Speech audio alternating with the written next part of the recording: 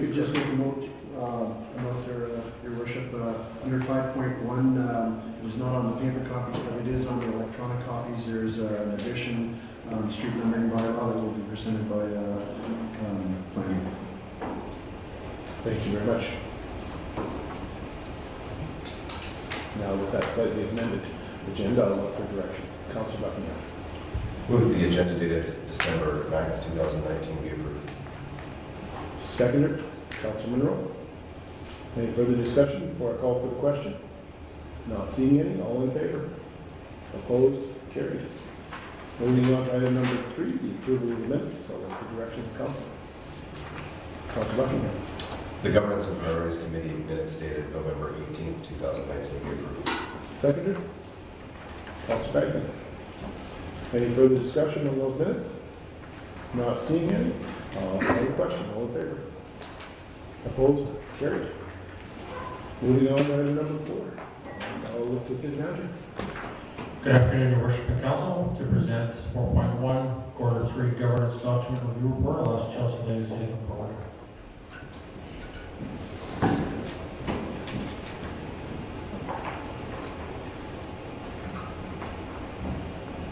Good afternoon, Your Worship and Council. Good afternoon, Justin. I'm here to present the third quarter review of our governance documents. The attached report outlines all governance documents reviewed, created, or amended within the third quarter. Some policies and bylaws listed in this report have been ongoing as administration is working toward finalizing the outstanding items. As part of the review, administration has initiated the review of 8 policies and bylaws, and in addition, administration has brought forward a total of 9 governance documents for approval. Our objective is to provide the committee with an update of governance documents that have been created or reviewed on a quarterly basis. Our options are that the committee accept this report as information, that the committee accept this report as information and recommend administration to make changes to the report, and that the committee request more information about the review bylaws and policies. Alignment with the strategic plan. This item is in alignment with the following strategic area: legislative compliance. The quarterly review and update to the committee is in accordance with policy number 120-01, the governance document review policy. Are there any questions or comments? Certainly, Chelsea, so there's the ones that indicated on the initial information here, so the code of conduct policy is currently being reviewed right now? Is that Yes, we're reviewing it along with the code of conduct bylaw as well, just to make sure that we're compliant and they're consistent with one another. okay? And for my information, I'm sure council's got maybe the same thought. Does the code of conduct apply to the administration portion, or is that also applied to city council? Because I know we have some bylaws and policies that we have to adhere to. The code of conduct policy and the bylaw are both applicable to council. So, okay. So we look forward to those coming back. Absolutely. Okay. Any other questions? Councilor Fletcher. Thank you, Worship. Not so much a question, more of a statement. I really appreciate the fact that we're doing this. This is often one of those things that gets left behind in terms of reviewing, and then you find you have 10 or 15-year-old policies on the books and you wonder why you have them. So this is good to stay current as well as peel all the old ones off, and because that's an important piece of it. So I just want to say thank you. Chelsea, if I can, on page 2 of your review report, some to be repealed, so those will be coming forth. I'm looking at 965, senior citizen housing bylaw to be repealed. Will that come forward in the new year? Yes. Administration is hoping to bring those forward in the new year, as we have a few others that may come up in the fourth quarter as well. Okay. So our hope is that we bring those forward all together. Okay, terrific. Any other questions or comments of Chelsea? Again, Councilor Batchuk did it very well. Thank you so much. I think this is, we're going to have bylaws, policies, and procedures. They need to be current. Because As I've been told in the past, shortly after being elected, there was one that said something about keeping straw in town was illegal, wondering when the exhibition was going to be closed. And I said, well, I don't think that'll happen. It dates back some time ago, so things like that. But no, it's always good to see that you kept up. Thank you. Thank you. Moving on to 4.2, City Manager. Thank you, Your Worship. To present 4.2, updated notice of intent to annex land from the county of Rowan River, I'll ask Terry Berg to come forward to present.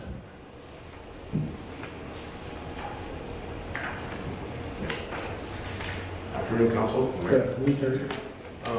Bringing you some information on an updated notice of intent to annex. So obviously to provide updated notice of intent to annex land from the county of Vermilion River.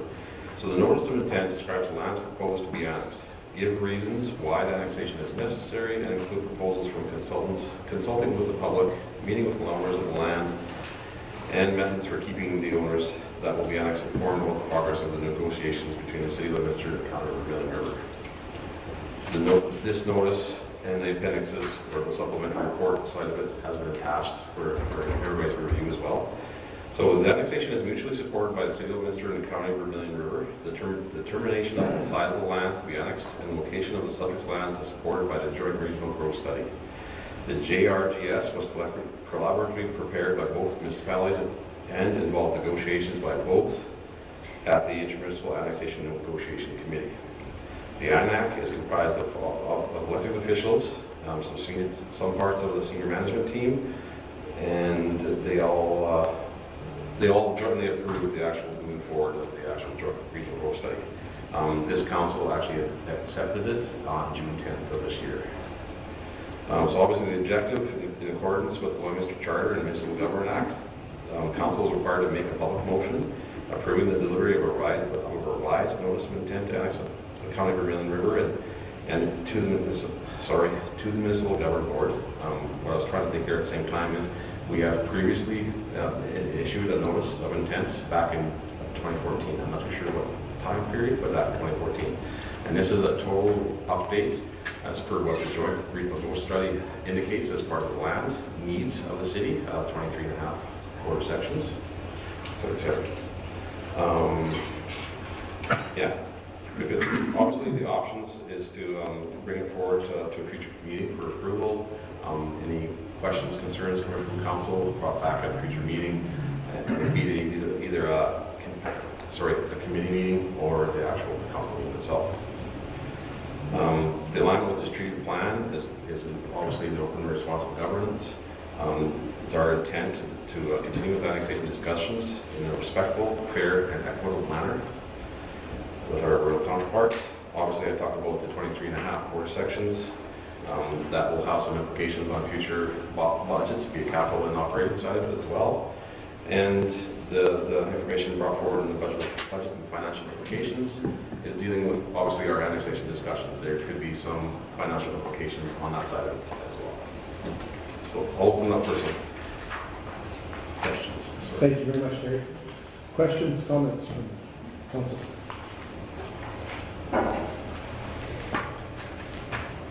Councilor Torson. Thank you, Your Worship. Yeah, just as a comment, having the privilege of sitting on this committee and having this document before us even to receive as information is something that we're, gearing towards sending in to the MGB as our notice of intent.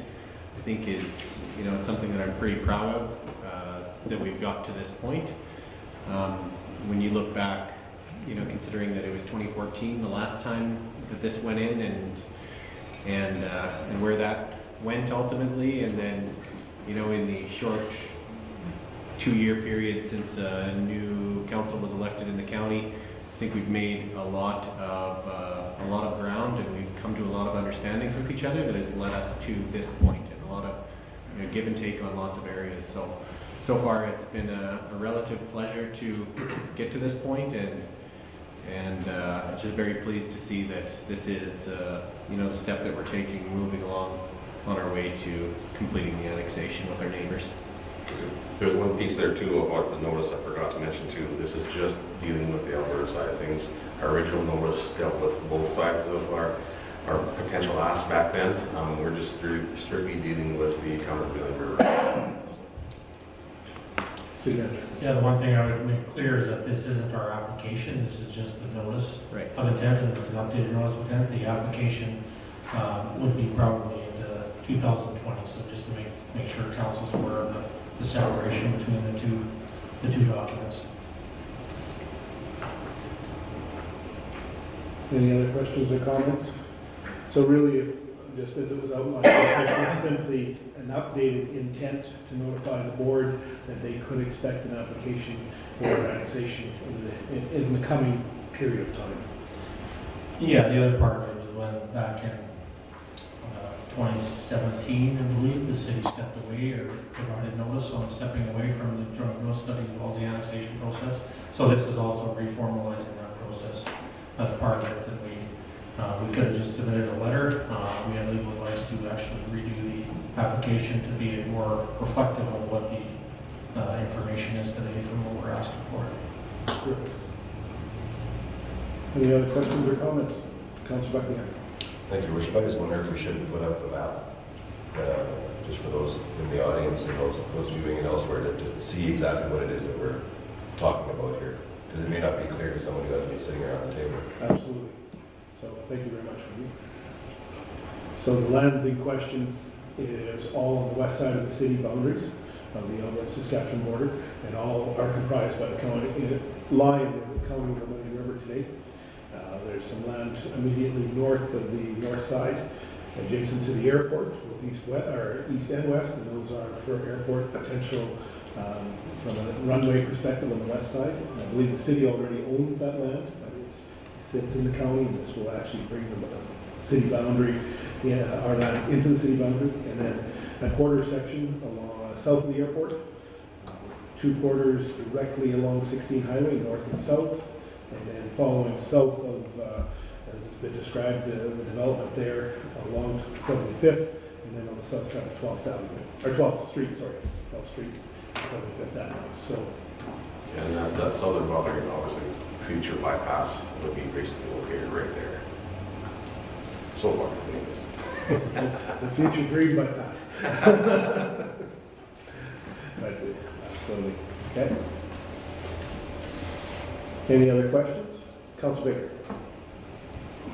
Thank you, Your Worship. Not a question, more than a thank you. This has been a long process, and it always will be. But I think that our administration has done a great job of really looking at this in the long out future and in a way that it looks reasonable to service the city for the next 30, 40 years. In the initial draft, the land east of the airport didn't seem to be protected that well. And now I see they've got it protected really well. Because we've all read about the airports that have been shut down because they built houses at the end of the runway. And the way I read that map, you're going to have a clear sailing over industrial or whatever it is, but hopefully you never zone that commercial or residential, because that's what caused so many problems in so many communities over the year, and I'm sure you've all read about it. But that's a great amendment to your original design, and like I just say, it's just a great map the way I see it for the long view for the city. Thank you very much, Terry, and your team, Don, and the guys responsible for making that happen. So thank you. Point well taken, Councillor, and I think the other piece to this is the cooperation we've received. It was mentioned earlier by the county. I think that the County of Vermilion River has been working with us and continues to work with us to progress with this. And I think that it makes some natural sense, as you outlined, Councillor Baker. It aligns well with the city. And I think from the perspective of the county, they know that urban expansion has happened and will continue to happen. It seems to be the focal point of where people want to draw themselves sometime in their life, sometimes younger, sometimes older, and sometimes in between. But I think that I do appreciate the county support working through this, because from our council and their council, we've certainly gained a great deal of respect for each other and appreciate the efforts they put into it as well, because they have people wondering what's going on their side. We know they've been communicating that message back to their ratepayers, and making sure that, we've been there side by side through the open houses and things like that. That's appreciated very much. Any other comments? Thank you very much, Terry. Thank you. Moving on to 4.3. Thank you, Worship. To present 4.3 MOU between the City of Lloydminster and the Lloydminster District Centennial Commemorative Association Incorporated. I'll ask Don Stang to present. Thank you, City Manager. Good afternoon, Council. The Lloydminster District Centennial Commemorative Association has approached the City of Lloydminster with a request to explore bringing the function of the Lloydminster Regional Archives in-house with the city. Administration has reviewed the LDCCA's request to bring the function of the Lloydminster Regional Archives in-house with the city and is recommending that a motion be brought forward to a future council meeting, more than likely December 16th. The memorandum of understanding between the city and LDCCA acknowledges that both parties agree to work collaboratively to explore the advantages and disadvantages of bringing these functions in-house. Within the draft MOU, it outlines that the city will support the operating hours of the LRA to be maintained at its current standard. The city will continue to provide a physical space for LRA in its current location. When additional space is available in a suitable location, the city may augment the space to the appropriate size and configuration. That the city provide necessary budget to support the day-to-day operations of the Lloyd Regional Archives, endeavor to maintain the services of the present LRA staff so that to maintain local historical insights and knowledge of the Lloyd Regional Archive collection, ensure the community volunteers are encouraged to engage in meaningful activities in support of the Lloyd Regional Archives. The city is to engage with the Lloyd Regional Archive Advisory Committee regarding priorities and the execution of special archival projects, and the city shall provide support to the LRA for grant applications and reporting. Furthermore, the MOU outlines that the Lloydminster and District Centennial Commemorative Association Incorporated shall transfer ownership of all archival collection and physical assets to the city as of December 31st, 2019. That's obviously a date that is contingent on council approval at our next council meeting. They continue to operate as a registered not-for-profit organization. They will continue to encourage donations from their members. They will continue to engage in fundraising activities. The LDCCA will also establish a Lloyd Regional Archive Advisory Committee, which will liaise with the city's archive management and staff to identify special archival projects that are beyond the day-to-day Lloyd Regional Archives operations. They will apply for grants that may be in support of special archival projects, and they will retain control of the Lloyd Regional Archive financial assets as of December 31st, 2019. Obviously, that's contingent on the draft MOU currently, such that those assets plus new funds raised by the LDCCA may be applied to support special archival projects. In the event of dissolution, the LDCCA funds and agrees that the LDCCA assets shall be transferred to the city the effective date of the dissolution. The MOU formalizes cooperation between the city and the LDCCA, outlining the organization's commitments to share expertise as well as provide resource sharing opportunities and knowledge transfer. The city recognizes that the Lloydminster Regional Archive provides appropriate retention and prevention of historical and cultural material that is of significance to the Lloydminster region. Additionally, entering into the MOU will ensure that a consistent approach of the collection, preservation, and accessibility to the archive materials is maintained, that the region's history will continue to be readily accessible to volunteers, staff, residents, visitors, while providing an important resource for future generations. Alignment with the strategic plan. This item is in alignment with the following strategic plan: the open and responsive government, recognizing and valuing the importance of look at Surrey's regional history as a way to inform the future. Budget implications, nonprofit grant funding to the LBCCA was approved as part of the city's 2020 budget, in the amount of $39,527, and the monies will be reallocated should the archives move in-house with the city, and should have a minimal impact to the 2020 operating budget.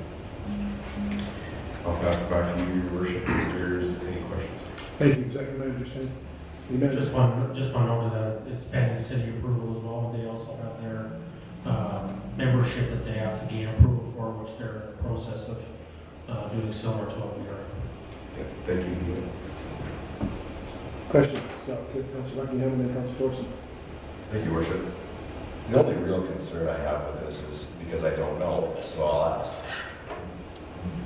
This group often applies for SAS Lotteries funding amongst other grants and everything else. Is there any effect on those grant applications? Like the city's granting through a committee of that SAS Lotteries, for example. Is there any conflict there when it comes to their approvals if they become internal? Yeah, that's something we talked about internally a little bit, maybe not with regards to the Saskatchewan Lottery in particular, but the advisory committee that will be appointed by the nonprofit board is an advisory committee that's appointed by them, not by our council, for granting and fundraising purposes. That was at request of the Westminster Commemorative Association. So I think they still have the ability to apply for all those grants and funds. Those funds, as it speaks to in the MOU, would only be used for special projects with regards to the archives. So whether requested by the city or the advisory committee can bring them to the city as well. Those funds would only be used for those special projects rather than using potential tax funds in order to do those types of projects. So I've kind of walked around in a lot of circles. I'm not sure if I've answered your question. I just want to, for me, it's just to make sure there's no potential limitations placed on them by making this move as far as the actual funding model that they use on that side. On the other side, no hidden potential further tax implications locally that we're not identifying as of yet. This type of thing is very important to our community, so I'm good with making sure that they have a sustainable funding model going forward, and bringing that in-house probably solidifies that quite nicely. I just don't want it to limit any other potential opportunity that they may have by someone looking at these grants and going, well, they're funded by the city, so they don't need a grant. Yeah, the important thing was for the nonprofit to stay the nonprofit, and that the advisory committee was appointed by that non-for-profit and not city council. That's what I was trying to get at in my last response. It's how those funds are allocated is again strictly the directive of that nonprofit board. So they may or may not wish to allocate those funds to projects. So that would be at their discretion. Yeah, no, just something I wanted to have on the radar. As I read this last week, I was just thinking about what kind of implications that might have. So.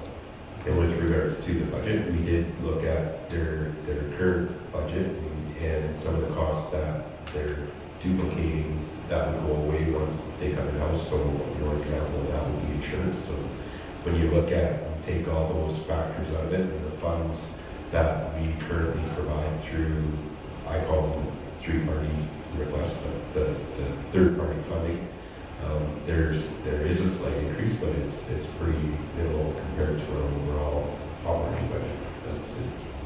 Yeah, overall, I'm in support of making this move and making sure that they have that sustainable funding going forward as a long-term thing. It's great for the community. I just want to, before we do anything like that, make sure we got our I's dotted and our T's crossed around all of those other sides of it, because I don't want us to have a surprise down the road and go, wow, we're missing out on $30,000 worth of funding because we did this. Right, so I'll leave that to you guys to figure out, but it was just the only concern I have with it was that. Yeah, we believe between the two parties we have that sorted out. So if that gives you a sense of security, that's both from their perspective and the city's perspective. Councilor Torson, working on this one. Thank you, Your Worship. Although I understand that, what this group does is significantly different than what I'm going to be referring to is, my first thought when I see this is the Lloydminster Facilities Corp that we rolled up, a little more than a year ago. And part of the issue with the Facilities Corp was because their revenues and their expenses were just rolled into the city's overall, you couldn't actually see that it was kind of a money sink where it was actually losing $250,000 a year and didn't really see it one way or another. Will this be structured in a way that we ensure that something like that can't happen with this? I realize the costs will never be that significant in this area, but even if the budget accidentally got doubled one way or another because of what was going on, I think it's important that information is transparent and clear, whereas in the Facilities Corp it was not. It was buried within the city's financial statements and you couldn't actually pull it out and see it. So that's the first thought that I have when I see this, because it is going to be a fairly similar structure outside of the fact that there's going to be an advisory board that's appointed by someone. They're appointing their own advisory Yeah, board? appointing their own Okay. advisory. And that advisory is just essentially a connection between city staff and the nonprofit board. And again, that would only be advisory with regards to special projects and not our day-to-day operations. Okay. So I guess my point still stands that if there is a separate entity that exists below the city, that it's clear that someone could pull the financial statements of that separate entity and be able to see them. Because they are going to have their own financial statements if they are their own not-for-profit agency, which is what this is describing as the city simply taking over more of a ownership of it. Yeah, Otherwise, it's not really a not-for-profit, it's just part of the city. So those are two different things. yeah, I think I understand your question with regards to the not-for-profit. I don't see us as having them as an arm underneath us. They're their own separate entity and really have nothing to do with the city, other than if we would like to access funding through that not-for-profit for a special project, then they would be there in order to provide financial support to that.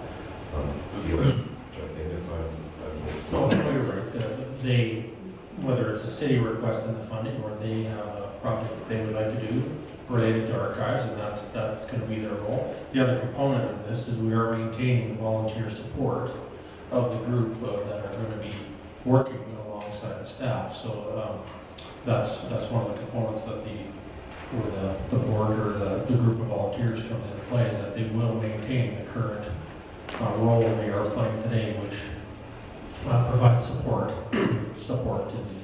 to the archives and the two part-time staff that they currently have. So that it's not going to be just a granting body.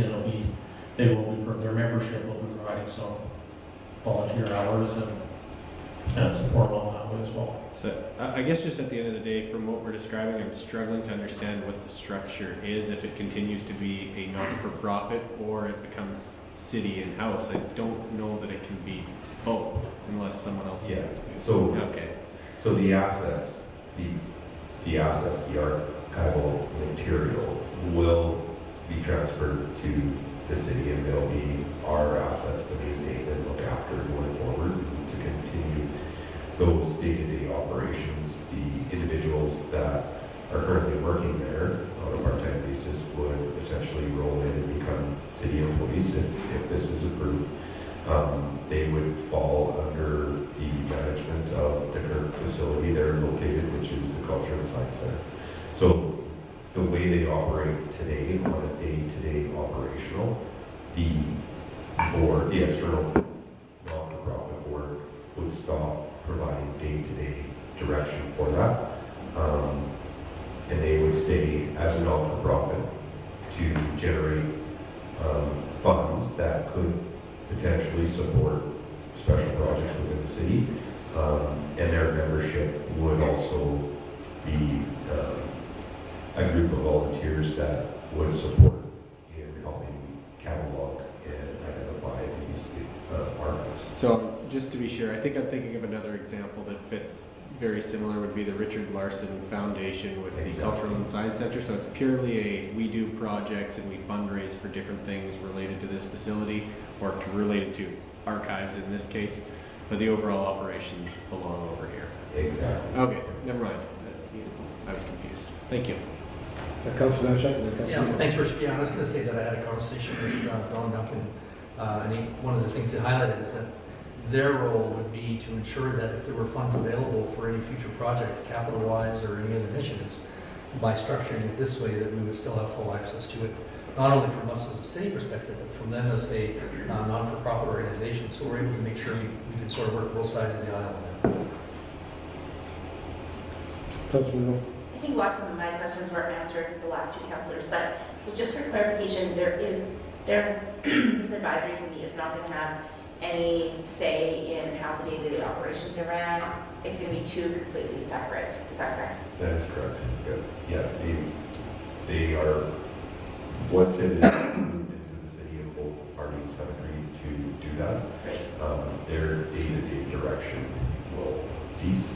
And they become a fundraising, essential, not-for-profit organization. So just per se, it's similar to even just Friends of the Library or that sort of a... I'm not familiar with Okay, well, Friends of and the not Library, but what I think Councillor Johnson had mentioned, Richard Larson, they're a non-profit organization that raises funds and uses that funds towards what the fire truck most recently is one that they were partnered with. Again, that's a city's asset that they provide funding for a special project. I see they're not-for-profit, and Councillor Fenn can speak to it a little bit, but they're not-for-profit doing similar things, just on an archival perspective. Councilor Fenn. Yeah, and there's a definite split between the nonprofit as well as the city. So the city's going to be doing day-to-day operations. The nonprofit side of things, they want to continue to do all these special projects. They've got all kinds of things that they've got down the chute, and they want to continue to do that and to apply for funds through the regular granting process. So it's really a win-win situation for everybody. The archives themselves, they've done just a wonderful job in putting that all together. It's all professional. It's up to all the provincial and national standards. So it is really a great work of art. They've got their website is fantastic, and they've just done a really good job overall collecting and documenting. And it's just unfortunate that they feel that there's the board themselves just can't keep up. They just don't have the interest with new membership coming on. So it was time to hand it off. And I think that we are going to get a great asset, and it is good arm's length, and everything will be very transparent. And like I say, it's a win-win. Thank you, Councilor. Councilor Baker. Thank you. We're going to all had a little run at this one. First of all, I think the folks that wanted to get the archives going about 15, 20 years ago, the early 2000s, when the Centennial was here, meant what they said. And the folks that wanted to start it believed in it, and they were genuine in their in what they were saying. And they've done a great job over the last many years keeping that going at their own steam. But some of those folks maybe are getting a little bit older, and some of the stress that's put on them as volunteers, I'm sure that the few that I know will keep at it and keep it running just like it is. And we've topped it up every year when we had to anyway. So if we're short $5,000 or $20,000 or whatever the numbers were, the city wanted the archives to exist, and councils chose over the years to support it when they were short of funding. And I'm sure that, and hopefully, the councils down the road will do the same thing. And really, to me, the way I read this, it just takes some pressure off them. It transfers maybe some liability from them personally back against the city. And at the same time, it gives them the ease of mind to go and do their job without worrying about a lot of things that some of those folks don't need to worry about anymore because they've done their thing. And I'm really supportive of what we're doing here, and I'm sure we can make it work. Thank you. Councilor Buckingham. Thank you, Worship. From a discussion we've had previously, and it might go to our city clerk or whoever wants to field a question on this one, has there been some thought around our legislative services and the things that we're required to have as a piece of our history? I know we talked about it on some larger centers, they have dedicated city staff that are just involved with that stuff, with our own, within the city things. Is there some opportunity there to have all of those things done under one umbrella if this were to go forward? Because we've had the conversation about perhaps we need to have that within the city itself or just the city's function. Yeah, so we've taken that into consideration in the 2020 budget. And we've also had internal discussions on where, if the archives, if this was to go through, do we keep it in its current location? Do we run it under lunch services? This time, after our discussion, we think where it is today is where it belongs, within the Culture and Science Center and that umbrella. Within the agreement, it does give us the ability to move it to lead services down the road if that's something we wanted to do, but at this time we felt it's the best spot to be where it is. But you're right, we do have it with records management, and it is something we've addressed in the 2020 budget for the city, not just the archival part, but records keeping and all that type of stuff. So that is already incorporated in addition to this request. Yeah, no, it's good. We've had that discussion before, so it seemed like the appropriate time to raise it again. Thank you, Councilor Miller. Just moving forward, then we currently have a council member that sits on that board. Is it necessary, once that's brought in under the city operations, to have a member of council on that board? Is that something that, do we have any other boards that exist where we actually are running the operations and we have a council member? Just we don't want to get things. Yeah, I'm not gonna lie to you, we haven't really discussed what their overall board looks like after these decisions are made. I guess that's something we can discuss in more detail and provide feedback. But my understanding, even from the administration, one of the questions we asked is there a requirement for administration to attend meetings, the advisory meetings or the board meetings, and Right. direction we had was no. Okay. So maybe that takes into account that we do have perhaps a council remaining on there that could communicate back to the city if there was any issues. Thank you. Any other questions or comments? My list disappeared, so it was well covered. Thank you, Council, from that perspective. Thank you. Thank you very much, Administration. Moving on to 4.4, City Manager. Thank you, Worship, for item 4.4, draft recreation fees policy. I'll ask Joel Turcotte to come forward and present.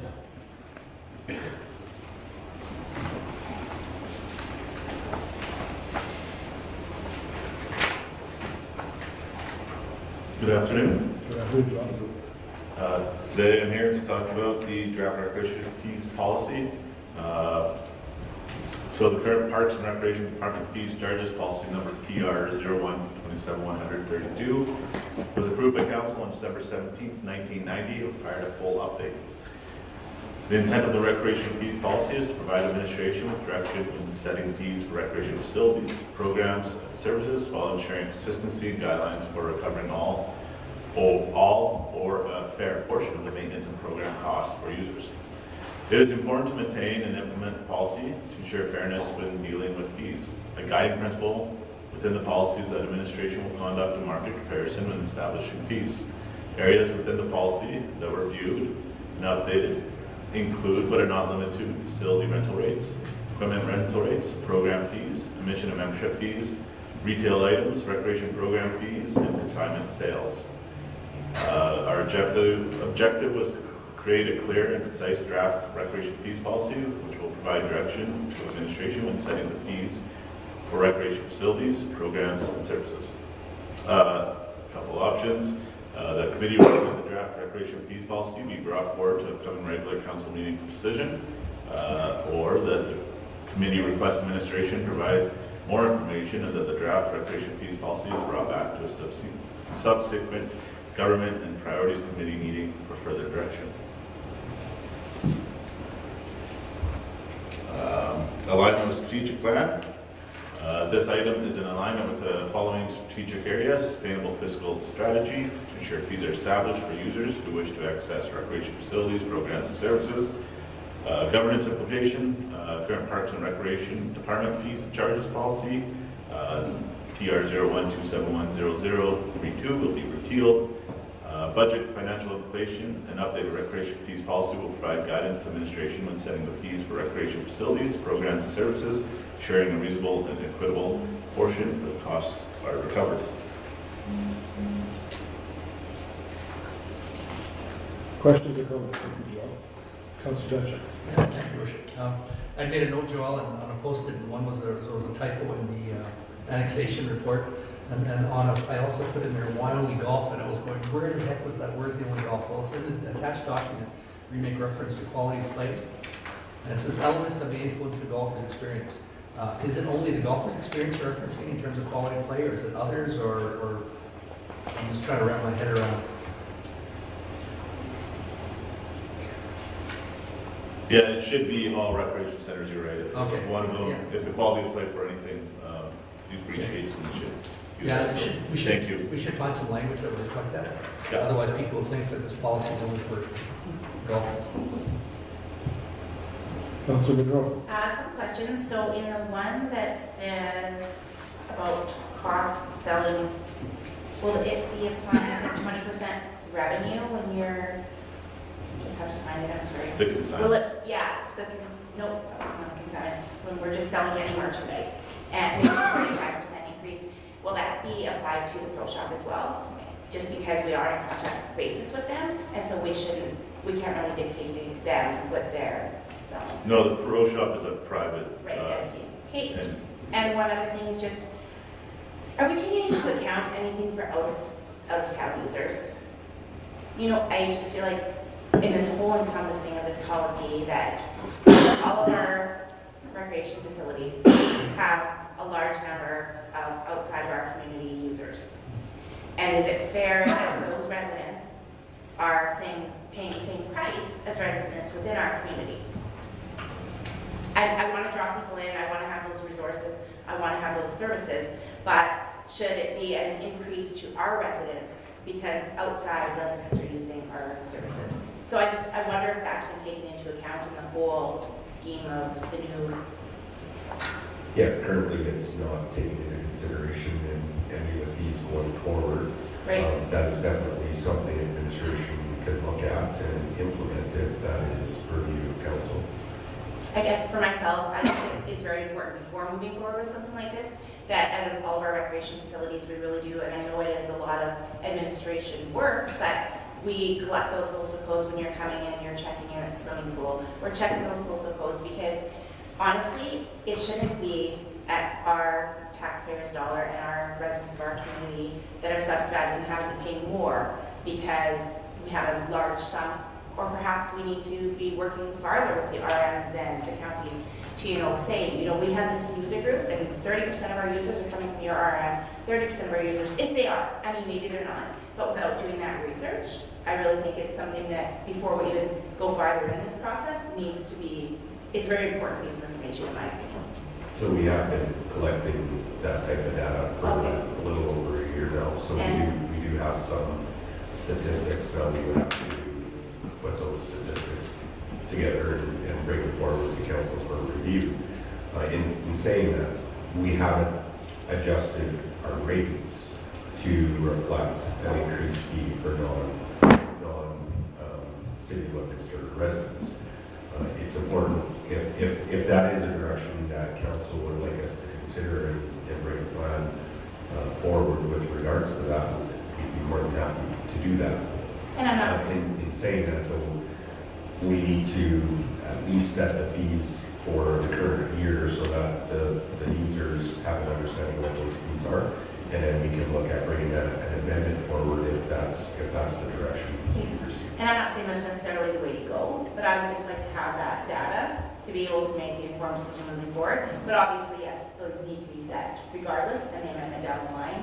I would appreciate that information coming out forward myself. Yeah.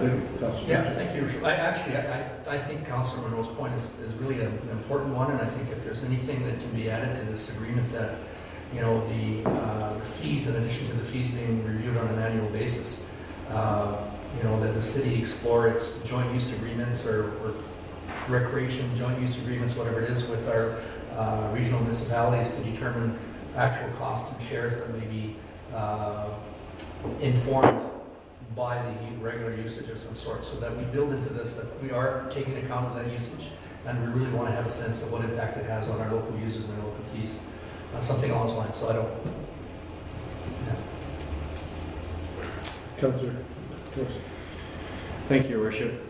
I realize this is not meant to be the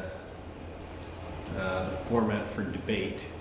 I just want to caution everyone that when you do that, let's say that there's a rural municipality that isn't maybe ponying up and paying their fair share in terms of contributing to recreation, but if you do that, you're not necessarily hurting them.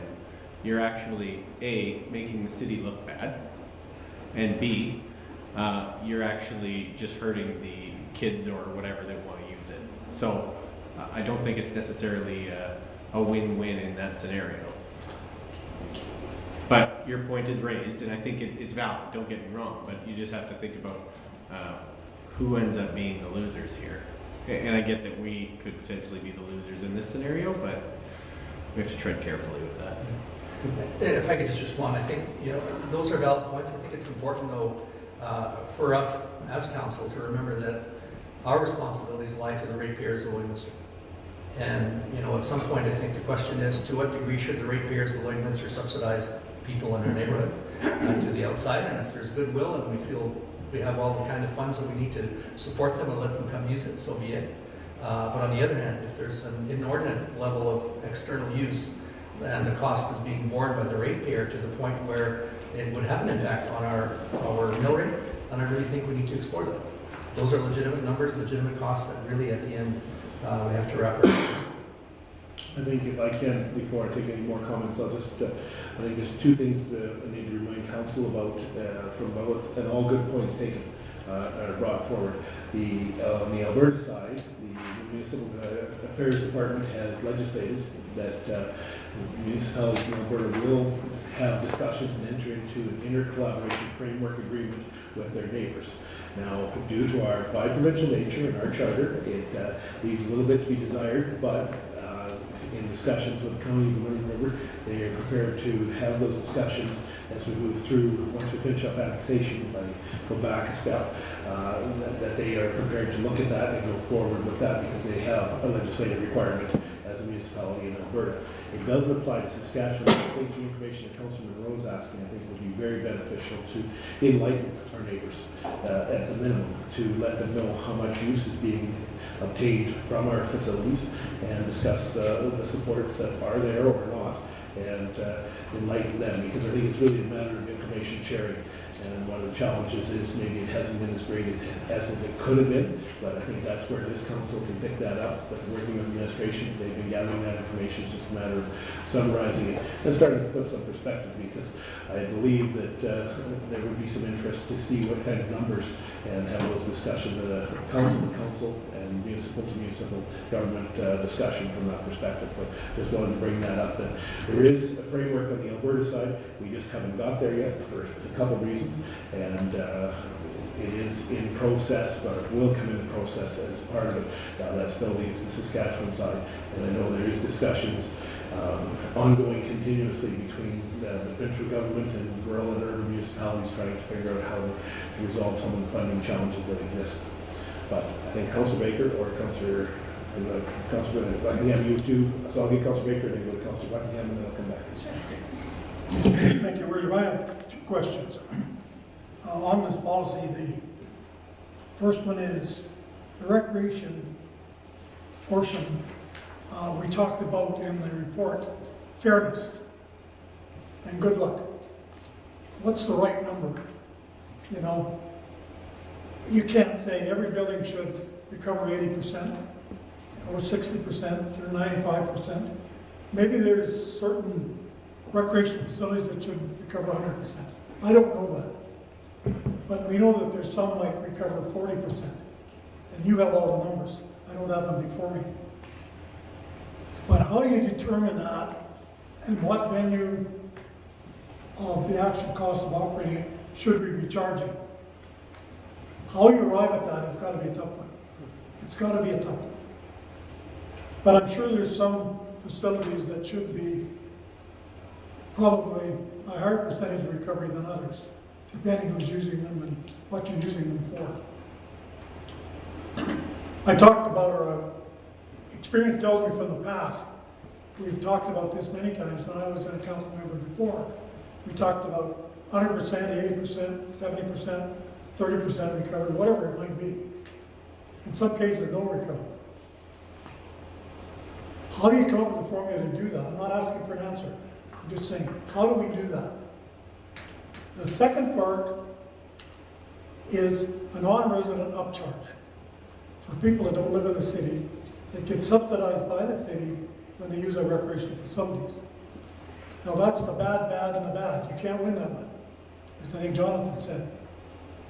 First of all, I've had people tell me, well, why would the residential people in the city pay for the guy's residence that lives in the county, or the RMs? We don't get any benefit if they come here and use our facility. And I guess in the harsh world, that's a fact. Who benefits from most people coming to our city? And some would say it's industrial and commercial operators that benefit from that, because those folks come to town and they spend their money in their stores. You talk to the commercial operators over here and they say, don't raise the taxes, they won't come here. So you got to think about all these things, as you mentioned, Mike.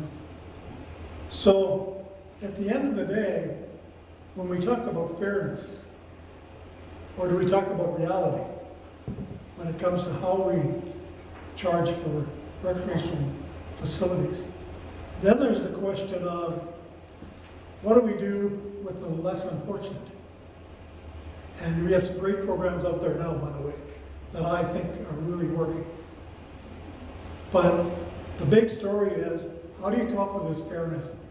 I haven't got my head wrapped around that. I'm sure you're all in the same boat, but however you come up with that, is there some kind of, I'm not going to use the word policy, we're trying to make a policy. Is there some kind of formula that others use or might make more sense? You know, I just don't get it. Or is that an arbitrary figure? I'll let the city manager. Yeah, I think those are all great points, and there are a couple of different ways that other municipalities, some do it on per usage, some do it on population, some do it just a number thrown out of here. I think $100,000 is enough for whatever municipality you're talking about. So can I suggest if council wants us to, administration can put together a couple strategies to bring forward in terms of taking into account the ICS, taking into account some of the other the Saskatchewan side as well, put some strategies together, bring that back to council for review. And I guess the intent of that would not be to delay what Joelle's trying to do here today, but over the next 3 months, we can put together some strategies that we can bring back to council. I think that would answer that question from that discussion. Just follow up with me. No, I wasn't intending to delay it. I just saying, how do we do it? That's right. You got to deal with this year. That's not very far away. You know, so, thanks. Thank you, Councilor Baker. Go to Councilor Buckingham and Councilor Monroe. Back to Councilor Gross. Thank you, Your Worship. Shots fired. That's how I look at this, right?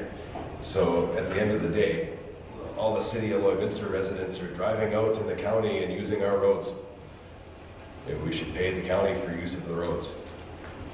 That's why you're going to charge us to have your guys use our facilities? Well, we're going to charge you to use our roads. Probably won't get down that road, but it's an interesting concept to see what happens when you talk about who's using what facilities and what things. So I would say it's a very sharp sword on both sides, so we should probably be very careful how we look at that.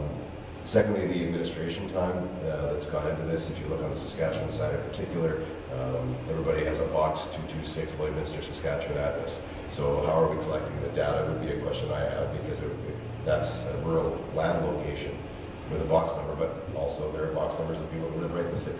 So I don't know how much time versus how much more we charge somebody on the outside is going into actually spending time collecting that data. So there's probably great ways to track it. I don't know what they are, but something to consider as we're looking forward to that data coming in, saying, you guys have been collecting it, saying, well, where are these guys coming from? Well, it'd be interesting to know how many box Lloyd Sasks were coming in there, and if they were accounted for outside of the city, even though they have a Lloydminster address. At the end of the day, it is this council's job to make sure that we're looking after the taxpayers of the city. And in saying that, I'm not sure that I want to even go down the road of having an upcharge for an out-of-town user. Because I've not once had anybody ever tell me. People tell me things all the time, and I'll bring them up here. I've never once had somebody say, oh, we should charge those out-of-town guys more money. If it was a concern by anybody, it's never been brought to my attention. So, my 2 cents. Councilor Monroe? I guess just for clarification, I'm not necessarily in favor of having a tiered structure and upcharge of out-of-town users. However, I do feel like it would be a communication piece between the RMs and counties for us to be talking to them in the development of their ICFs, and just our communication with, not necessarily that we're gonna be having a tiered structure, just for that clarification. But I'd also like to see, like, how did you come up with, this youth rates will be 65% of the cost of adult rentals, rounded to the nearest 25 cents. Did you look to see what other municipalities were doing, and then that's how you came up with these numbers? Like, I was... Yeah, absolutely. No, we reviewed quite a few different municipalities, and I tried to determine what their youth rates were being subsidized by from their adult rate, and that's kind of the middle ground. Perfect. And just to follow up with that other information that I'm requesting, I think it is beneficial in the fact that, maybe the County of Vermilion River in years are going to decide, well, we should build a pool, but then we can say, you know what, actually 30% of your users come to Lloyd. Why don't you guys just help us run the operations of our pool, and we can do this better for you, right? It's a regionalization in this way of communication. It's not necessarily pointing a direction that, oh, our out-of-towners, we're charging you this. I just think it's more information for us around this table moving forward with any decisions that we make. But that was just my main things. I wanted to know how you come up with these percentages. So you obviously look to both Saskatchewan and Alberta? Absolutely, yes. Perfect. Thank you. Councilor Torson, and Councilor Patrick. Thank you, Your Worship. Just specifically to the policy, we've got some areas where we're talking about fair market rate comparables, and if that's for facility rentals, then equipment rentals are at minimal cost recovery. And then when we get to programs are operated to collect a profit. I just want to make sure I'm clear in my understanding of what we're trying to say there, and what level of profit, and why are programs more profit center, whereas the other ones are more on cost recovery. Absolutely. So programs are, sometimes we have programs that the private industry are also doing, like personal training, there's some art classes, there's stuff like that. So we want to make sure that those are making a profit, so that we're not subsidizing areas where others maybe also be doing that, those type of activities. Okay. Give an example. At the end of the day, if we're delivering a program, whether it's a business program or art program, if we don't have enough participants to pay for the cost of materials, the instructor, the use of the facility, then we're saying that program shouldn't be ran by the municipality, and that should be ran essentially by someone else. So if we don't have enough people to deliver a program that at least covers cost plus 1 cent profit, then we shouldn't be running that program. Then if that's the case, what I would suggest is changing the language on that, because especially if we get into the conversation of, considering charging a premium to out-of-town users if we went to that point. If you're saying that some things are meant to collect a profit rather than what the language should be, which is at a minimum break even, because really that's what you're saying is a minimum break even also means anything above break even is at a profit.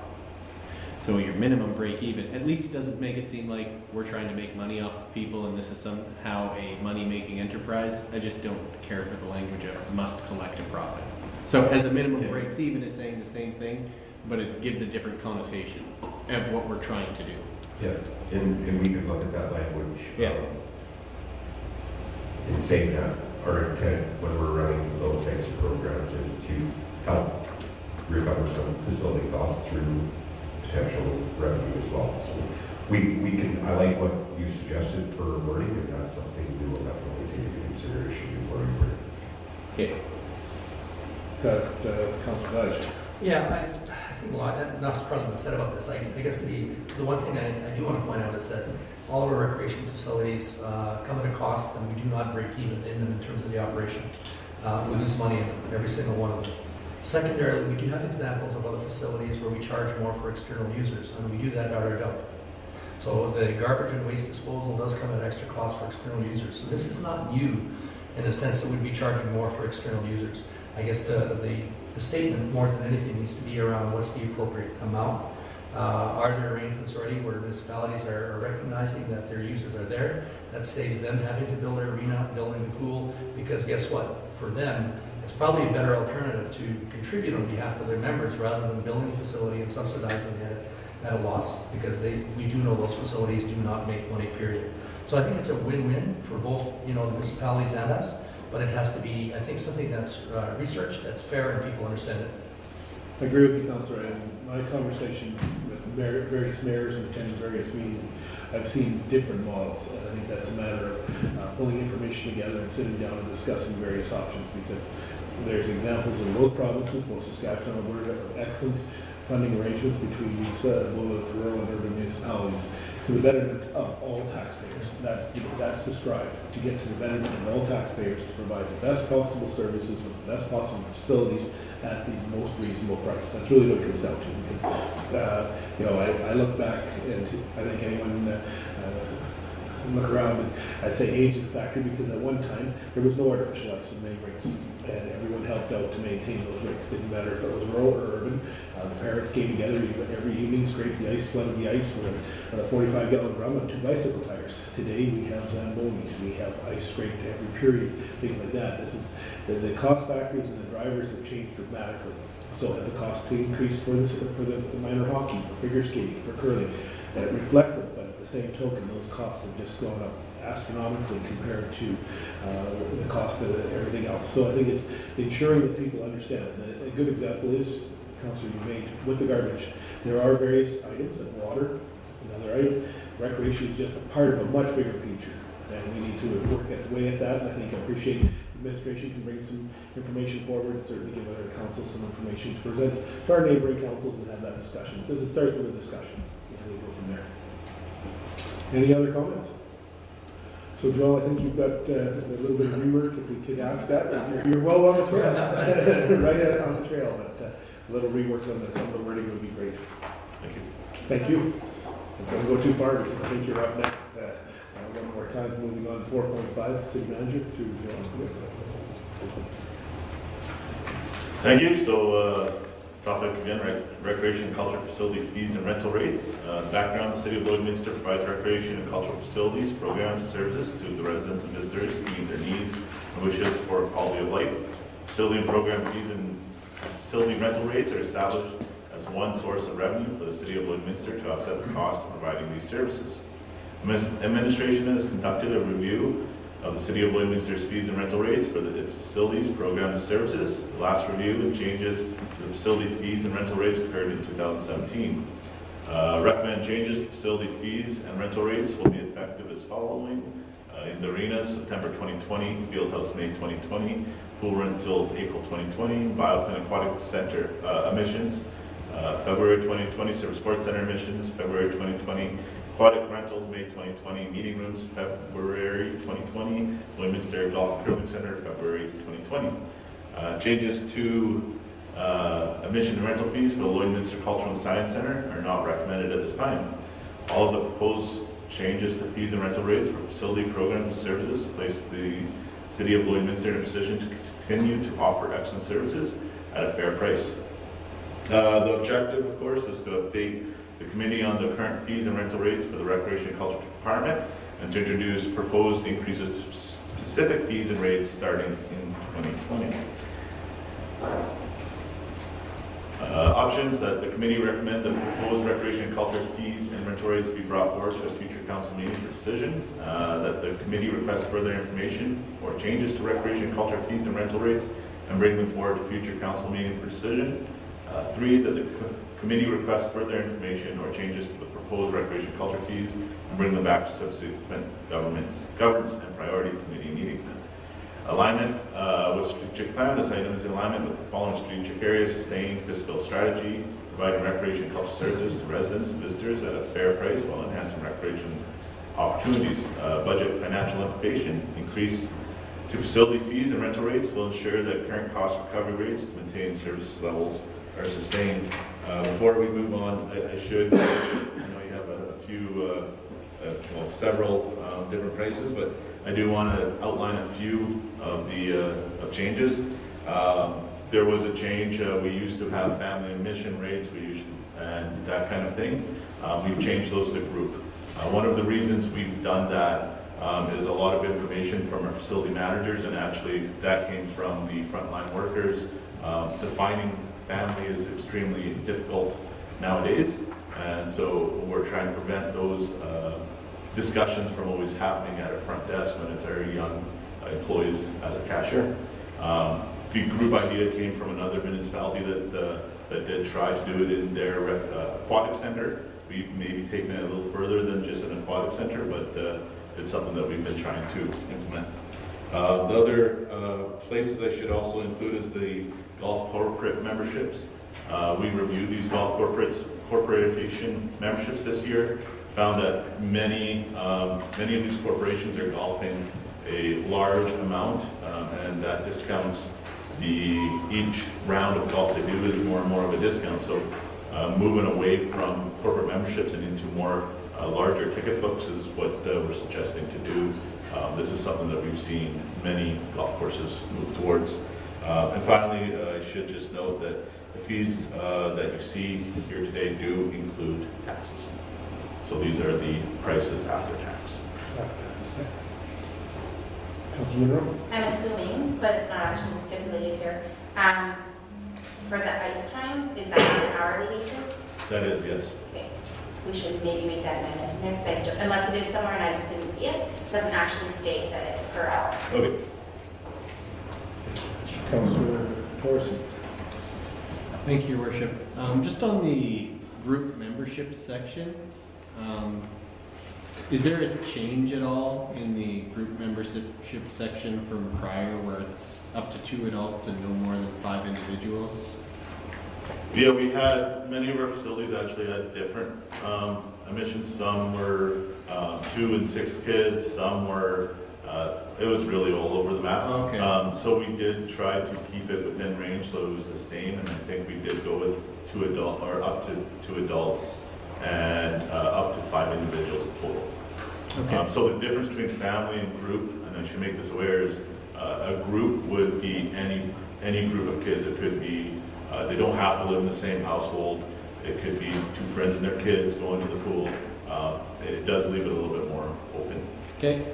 And if that ambiguity, maybe even makes things a little bit easier and the rates are, fine, it's not a bad idea. Where I really don't want to be nitpicky. Another thing to set up maybe would be prime time. I have no idea what prime time is, right, or non-prime time, but if a lot of people probably do if they have people that play hockey, but I really don't know. So I think that maybe would be something to add in there as well. Yeah, we'll provide some definitions. Thanks. Councilor Buckingham and then Councilor Batchel. Well, that's okay. I don't need to be any more nitpicky than she was. We're good. Councilor Batchel. Well, it's hard to follow that comment. No, I think what I would add is just to sort of piggyback a bit on Councilor Torson's comment about Again, you know, people who exercise and work out with a group, whatever, tend to be more committed to going and doing stuff. So if we're getting groups and families and whatever to go swimming or whatever event, I think, you know, that's a practice we want to encourage, and if there's a preferred rate for them to do that, I support it. I think it's a great idea.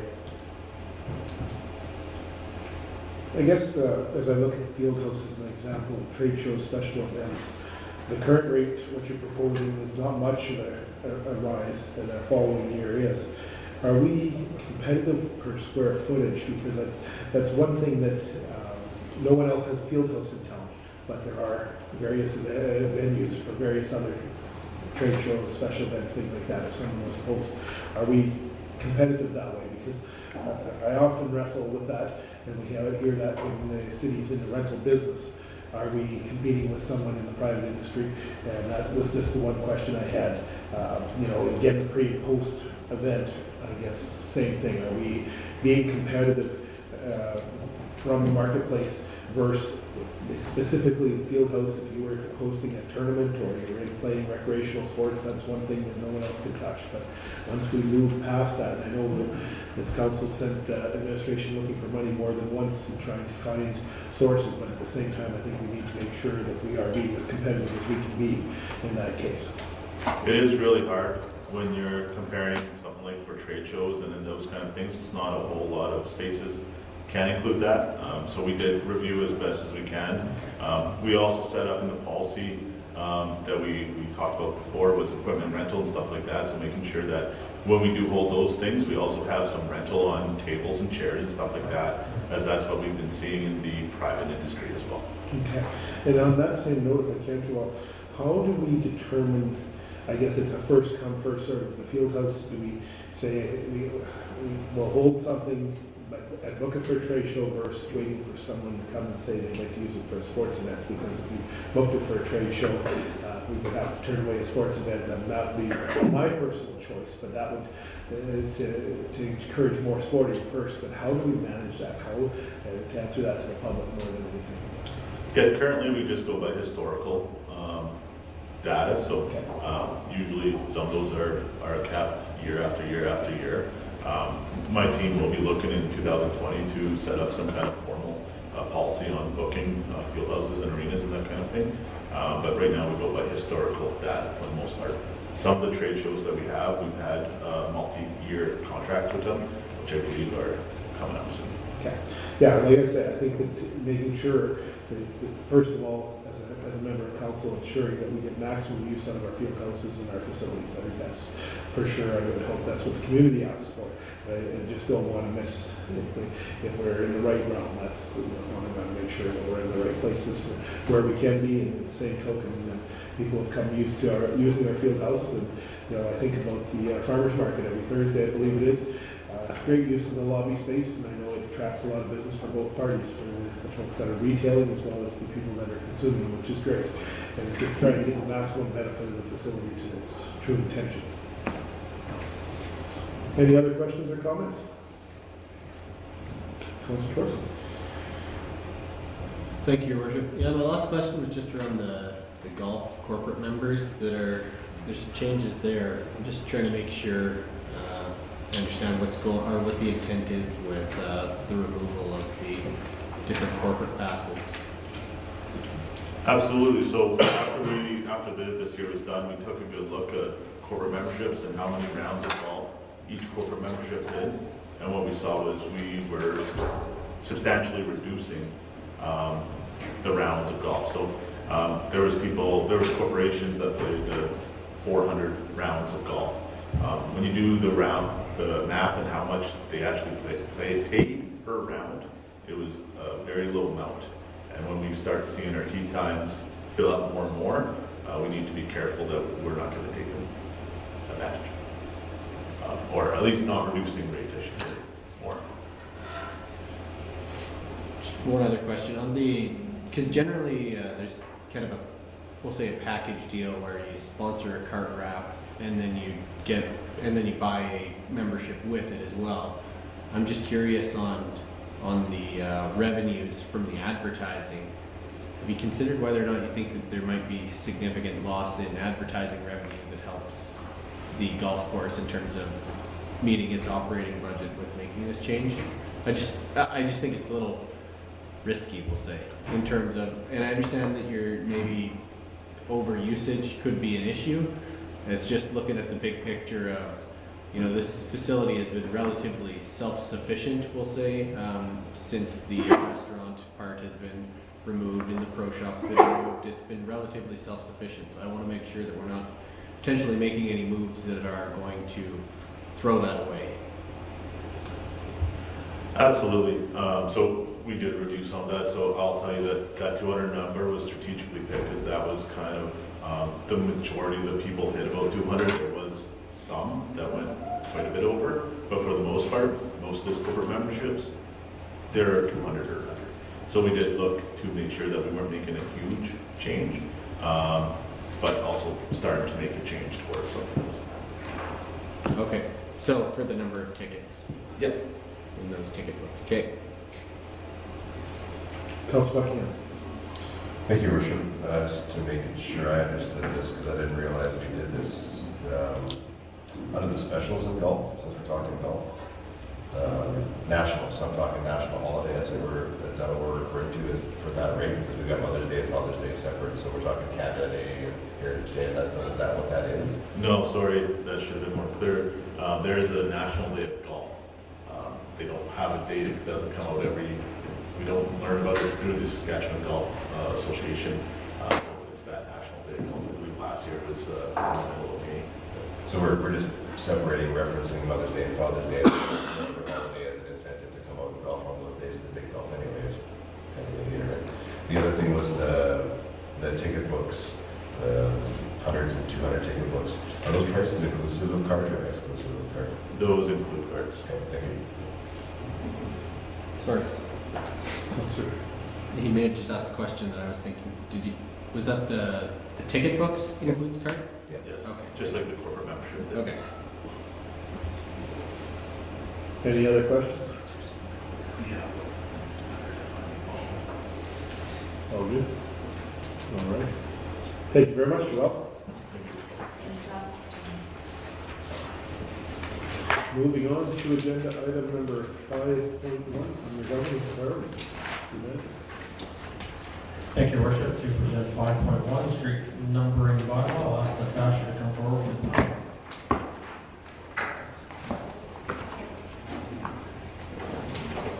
Thank you, Your Worship. Good afternoon, Natasha.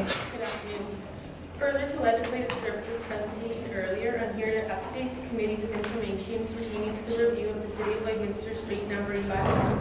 On August 24th, 1974, the City of Lloydminster approved bylaw 611, which is known as the street numbering bylaw. Since approved, no amendments have been made. Planning Administration has completed a review of the bylaw and determined that only minor amendments for clarity would be required. To date, growth and development in the City of Lloydminster still align with the practices of numerical numbering streets and avenues, with numbers increasing to the north and west, while decreasing to the south and east. We do acknowledge as future growth and development occurs in the city, we will be required to re-strategize how we address that, but we have not considered this at this time.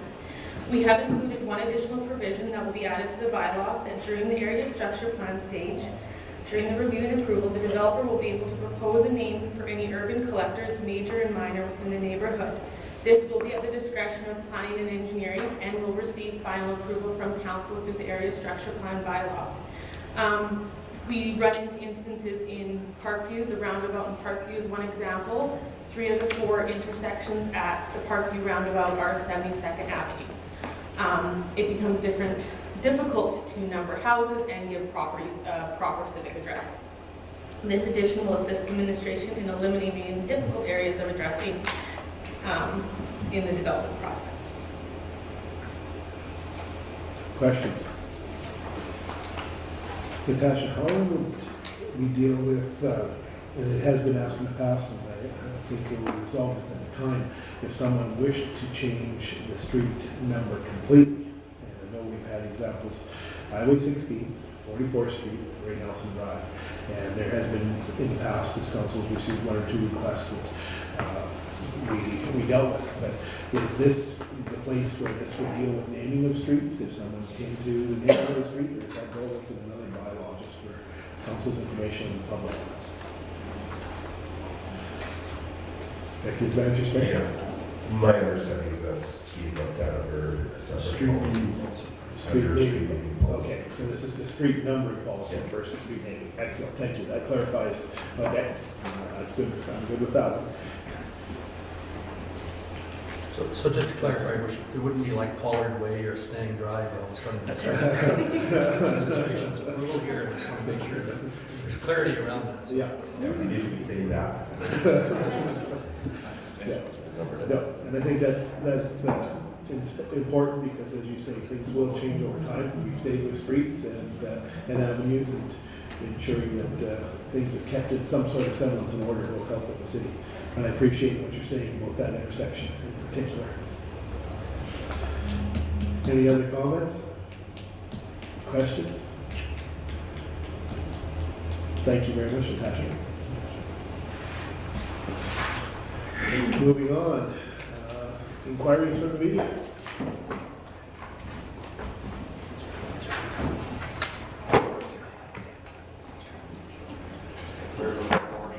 Today we have a request for yourself, Mayor Gerald Alvarez, Councillor Fagin, and Councillor Batchak. Thank you. I will look for council for direction for recess. Motion to recess. Motion to recess, second. Councilor Buckingham, all in favor? Opposed? Carried.